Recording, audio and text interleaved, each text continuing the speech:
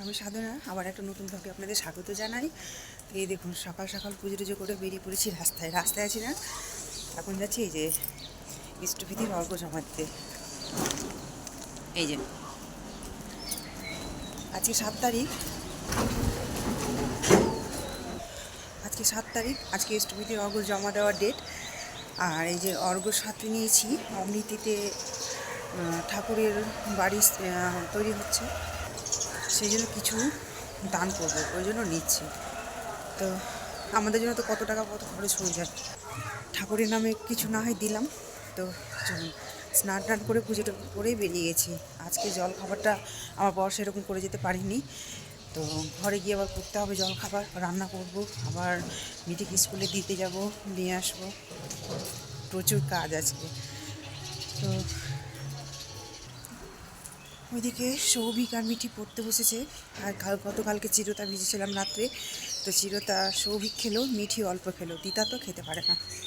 তো আমি এখন কিছু মুখে দিইনি, ইষ্টভীতি অর্ঘ জমা করব, তারপরে কিছু মুখে দেবো, এটাই নিয়ম। তো চলুন, এখন ঘড়িতে বাজে 8:10। অনেকে হয়তো দিয়েও চলে আসছে, ওই যে সামনে আসছে একজন। আমি এখন যাব, জমা করব। তো সারাদিন আবার টুকিটাকি কাজ তো আছেই। তো চলুন জমা দিয়ে আসি, জমা করে আসি। অনেকেও রেজি চলে যাচ্ছে, চলুন। এই ফর্মটা আমি বাড়িতে ফিল আপ করেছি, কয়েকটা স্লিপ নিয়েছি। ফর্ম ফিল আপ করে লাইনে দাঁড়াতে হয় না, সঙ্গে সঙ্গে জমা হয়ে যায়। আর ফর্ম ফিল আপ না করলে ওখানে লাইনে দাঁড়াই, ওরা ফর্ম ফিল আপ করে দেয়। তো এটাই ভালো, ওই জন্য কয়েকটা স্লিপ নিয়ে চলে এসেছি, যে আমি নিজেই ফর্ম ফিল আপ করে দিয়ে দেবো, সেই জন্য। তো বক করতে করতে প্রায় কাছাকাছি চলে এসেছি। এই ফর্মটা নিজে ফিল আপ করা যায়, আমি শিখে নিয়েছিলাম, শিখে নিজেই করি এখন। তাহলে কি লাইনে দাঁড়াতে হয় না, তাই না বলুন? আর যেটুকু সময় আমি লাইনে দাঁড়াবো, ওইটুকু সময় আমি পরিবারে বা ঘরে দেবো, আমার কাজগুলো এগোবে। তো চলুন তাহলে। 9:15 বেজে গেল, জানলা খোলাই হয়নি এখনও সকাল থেকে। জানলাটা খুলে দিলাম, হচ্ছে না এই হাতে।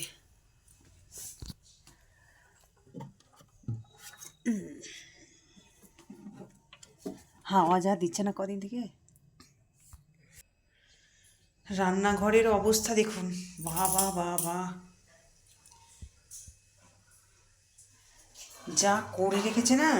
আর তার মধ্যে সকালবেলা আটা মেখে গেছে, রুটি করার সময় পাইনি। আজকে ঘুম থেকে উঠেছে বড্ড দেরি করে, 4টা রুটি করে খেয়ে চলে গেছে স্কুলে। আর এই দেখুন রান্নাঘরের কাণ্ড,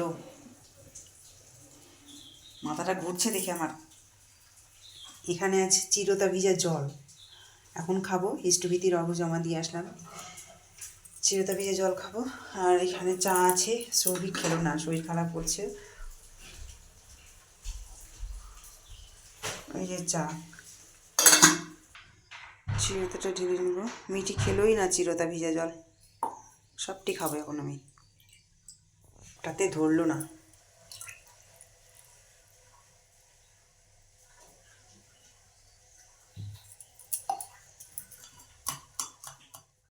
এইদিকে রান্নাঘরের অবস্থা তো আপনাদের দেখালামই, কী অবস্থা হয়ে আছে। তো আবার চিরতা ভিজা জলটা খেলাম, এরপরে রুটি যেটি বাকি করতে ছিল, সে বাকি রুটিটি আমি করে নিচ্ছি। তারপরে তো রান্নাবান্না আছে, এইদিকে 9টাও বেজে পার হতে চললো। তো কখন রান্না করি, কখন মিটিকে রাখতে যাই। তো যাই হোক, রুটি করব, দিয়ে চা করব, চা করে খাবো, তারপরে রান্না করতে যাব। কারণ এই কাজটি গুছিয়ে না করলে একদিকে কাজটা আবার মন লাগবে না করতে। তো এদিকে রুটিটা আমি ভেজে নিচ্ছি, আর এদিকে মিটি পড়ছে। আর সৌভিকের একটু শরীরটা খারাপ আছে, সেজন্য একটু ঘুমালো, আসলে রাত জেগে পড়ছে। আর বললাম যে যখন একটু শরীর খারাপ করছে একটু ঘুমিয়ে নে, আবার 1 ঘন্টা ঘুম পারলেই শরীরটা হয়তো একটু ভালো থাকবে। তো যাই হোক, একটু ঘুমালো, আর আমি এদিকে রুটি করছি। মিটিকে স্কুলে দিয়ে আসার পরে এই যে সব কেটেই গিয়েছিলাম, উচ্ছে আর সবজি কেটেই গিয়েছিলাম, কিন্তু বসাইনি। কারণ হচ্ছে মিঠি তো আমাদের তো তাড়াতাড়ি হয়ে গেছে, আর আরাধ্যা আসতে অনেকটাই দেরি করে ফেলেছে, তাই স্কুল থেকে দিয়ে আসতেও অনেকটা দেরি হয়ে গেল। তো এই যে এখন মিঠিকে রেখে আসলাম, আর তারপরে একদিকে ভাত বসালাম, আর আরেকদিকে করলা ভাজা বসালাম। তো দেরি তো হয়েই গেল, এখন ঘড়িতে বাজে প্রায় 11:30। তো এখন সব রান্না শুরু হলো আমার, যদিও কাটাকুটি করেই গেছিলাম, কারণ আমি বসে থাকিনি। আমাদের হয়ে যাওয়ার পরেও, মিঠির সাজগোজ হয়ে যাওয়ার পরেও, রেডি হওয়ার পরেও আমি বসে, আলাদা আসতে দেরি দেখে তো আমি উচ্ছে কেটেছিলাম আর সবজিটাও কেটে নিয়েছিলাম, কারণ একে তো দেরি হয়ে গেছে, আর আবার রান্না তো করতে হবে। সৌভিক আবার 1টার মধ্যে খেয়ে দিয়ে স্কুলে যাবে পরীক্ষা দিতে। তো দেখুন, আমি উচ্ছে ভাজা বসালাম আর একদিকে ভাত বসালাম।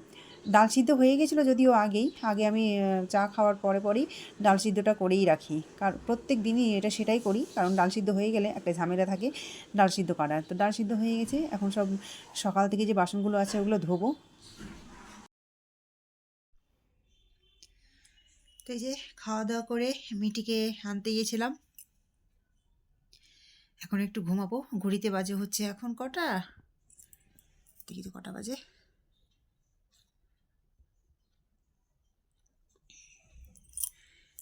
2:15 বাজে। আবার 4টার মধ্যে ওর বাবা চলে আসবে, সৌভিক আসবে 4:30টায়।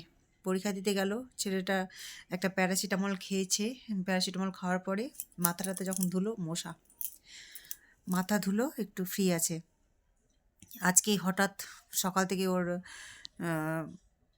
গা হাত পা ব্যথা করছে, টিপেও দিলাম কিছুক্ষণ, গা হাত পা পিঠ টিট সব টিপে দিলাম। আর তারপরে জলখাবার খেয়ে প্যারাসিটামল খেয়েছিল, খেয়ে কিছুক্ষণ ঘুমিয়েছিল। তারপরে স্কুল যাওয়ার সময় একটু মুখ হাত ধুয়ে এখন ঠিক আছে, তবুও একটু ঝিম ধরা হয়ে আছে, আজকে পরীক্ষা দিতে গেল। তো চলুন এখন একটু ঘুমাই।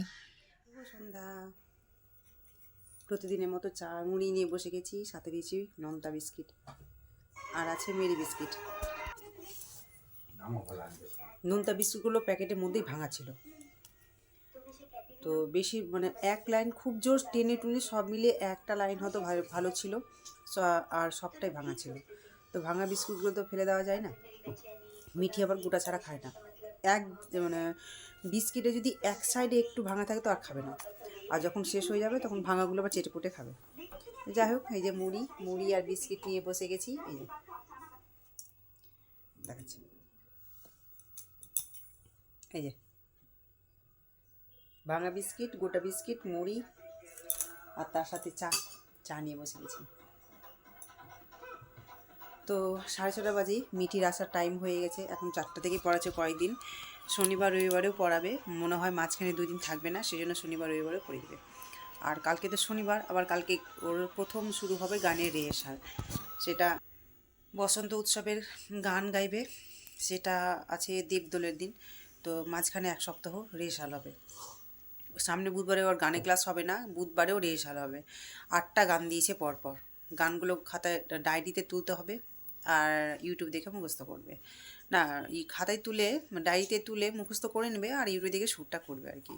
তো যাই হোক, মিঠির আসারও টাইম হয়ে গেছে, একটু চা মুড়ি খেয়ে নিই আমরা সবাই। তো যে মিঠি টিউশন থেকে এসে একটু মুড়ি খেলো, যদিও ওর কাকিমার কাছ থেকে সিঙ্গাড়া দিয়ে মুড়ি মাখিয়ে খেয়ে এসছে। আর কি মুড়ি চানাচুর আর সিঙ্গাড়া খেয়ে এসছে ওর কাকিমার কাছ থেকে। তো এখানে এসে একটু মুড়ি খেলো, দিয়ে যেখানে পড়তে বসেছে।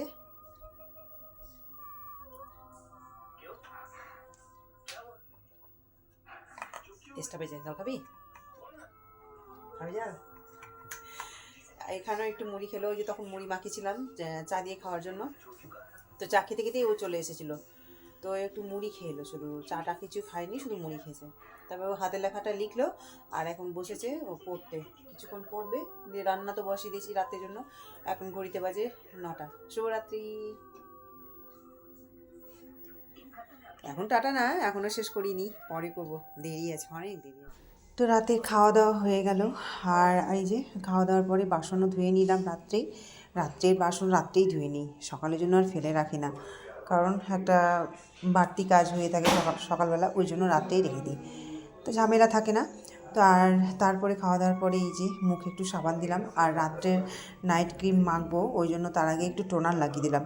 আমি সকালেও তাই করি, যখন সকালে স্নান করে আসি তখন মুখ টুক মুছে টোনার লাগাই, টোনার লাগানোর পরে সানস্ক্রিন মাখি, সকালে এটা মাখি, আর রাত্রে তো আবার মুখ ধুয়ে টোনার দিই, তারপরে নাইট ক্রিম মাখি।